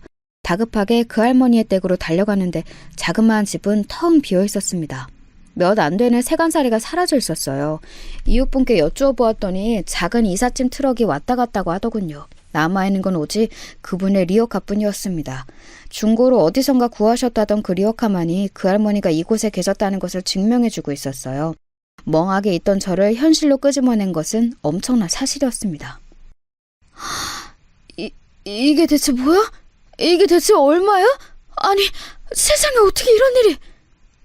엄마, 이거 지금 30억 맞아? 3천도 3억도 아니고 30억? 그 할머니 대체 뭐 하시던 분이야? 알고 보니 엄청난 자산가이셨다고? 그러신 분이 왜 본인을 아무도 모르는 곳에 오셔서 폐지나 힘들게 죽으면서 사셨던 걸까? 게다가 재산을 다 남기고 떠나시다니 너무 안 믿어져. 엄마, 이게 현실 맞아? 수영아, 엄마도 지금 이게 꿈인가 싶다. 그분이 엄청난 자산가이셨다고 생각을 하고 보니까 왠지 지난날의 모습에서 고고한 기운이 느껴지는 것 같기도 하고. 이거 참 기가 막히다는 말밖에는 안 나오네. 저에게 30억 원이 입금되어 있었어요. 은행에서 그것을 송금한 사람은 바로 그 할머니셨습니다. 놀라움이 조금 가시고 나자 그 다음으로는 감동과 눈물이 차올랐지요. 딸하고 서로 얼싸안고 일단 엉엉 울었네요. 그리고 그분에게 절대 이 30억을 그대로 받을 수는 없다고 생각했어요. 수소문을 시작할 작정이었습니다. 하지만 그런 결심을 마친 저에게 웬 편지가 날아들었어요. 그건 막바지 정리에 들어갔던 제 가게로 온 것이었는데요. 그 할머니가 보내신 것이었습니다. 치사하게도 보내는 사람의 주소가 불분명하게 적혀 있었지요. 안을 열어본 저는 적혀있던 종이 한 장을 펼쳤다가 이내 빙글에 미소를 지었습니다. 직접 그리신 게 분명한 그림 한 장이 들어있었어요. 척 보아도 아름다운 시골 풍경이었습니다. 그리고 그림의 뒷면에는 글씨가 적혀 있었지요. 그림도 잘 그리시고 글씨도 잘 쓰시는 분이셨구나. 내 이야기를 해줄 때가 됐다고 생각하면 내가 스스로 찾아갈 테니 그때까지 멋지게 살고 있어봐요. 친구라면 나의 말을 이해해 주겠죠? 이렇게 적으시면 다인가요? 대체 숨겨진 비밀이 얼마나 많으신 거예요. 참나. 언제가 되었든 내가 어디에 있든 당신이 원하신다면 나를 찾아내실 수 있을 분 같다는 생각이 드는 건 왜일까? 그렇게 생각하고 저요, 제 딸 수정이하고 그럼 잘 살고 있어 볼게요. 꼭 다시 만나기예요. 제가 그분에게 매일 식사를 내어드리기로 결심했을 때는 그분이 어떤 거절을 하시든 설득할 준비가 되어 있었지요. 그것과 같다고 생각이 들었어요. 그분 역시 저에게 그런 재산을 넘겨주실 작정을 하셨을 때는 반드시 모르는 법을 사전에 두지 않으셨을 것 같더라고요. 저는 이런 생각을 딸과 나누었습니다. 그러자 딸도 납득을 하더라고요. 얼마 뒤 모두가 저와 그 할머니가 친밀했다는 건 알지만 그 누구도 어떤 내막이 깃들어 있는지 알지 못하는 동네를 저는 떠났습니다. 우선은 서울 근처에 친정오빠 집에서 가까운 곳에 단기 월세로 들어갔어요. 막판에 장사도 잘 되었고 권리금도 운이 좋아서 잘 받았다는 거짓말을 하며 친정오빠네 식구들에게 제가 엄청 베풀며 지냈죠. 그리고 제 딸 수정이는 이를 악물고 마지막 공부를 더해서 예상했던 것보다 훨씬 더 좋은 대학에 진학을 하였습니다. 친정 집안에서 처음으로 명문대 간판을 단 인물이 되었죠. 저희 모녀는 이후 서울에 집을 구했어요. 제 딸은 한눈 한 번 팔지 않고 열심히 대학 생활을 해서 제가 오히려 제발 좀 클럽도 가보고 유흥을 즐겨보라는 말까지 해봤을 정도였답니다. 제 딸 자랑을 얹어보자면 장학금 받고 대학을 다녔어요. 내노라 하는 머리들만 모인 명문대에서 해낸 업적이에요. 기특하죠. 그리고 저는 결혼 이후로 위축되어서 조금은 멀리 지냈던 친정 식구들과 결혼 이전처럼 왁자지껄하게 가까이 교류하며 지냈고요. 작은 사업을 시작해서 수중에 들어오는 돈은 부족함 없게 했습니다. 든든한 자금이 통장 안에 있으니 마음이 여유로워서 뭐든 잘할 수 있었던 것 같아요. 시간이 많이 흘렀습니다. 제가 그 할머니와 그 이후로 재회를 하였는지 그분의 인생 이야기를 들었는지 이런 것들은 묻어두려고 해요. 끝내 다 알 수 없는 인생처럼 말입니다. 확실한 건 지금의 제가 웃으면서 사는 인생을 살고 있다는 것이겠죠. 여러분의 입가에도 환한 웃음이 걸리시길 바랄게요.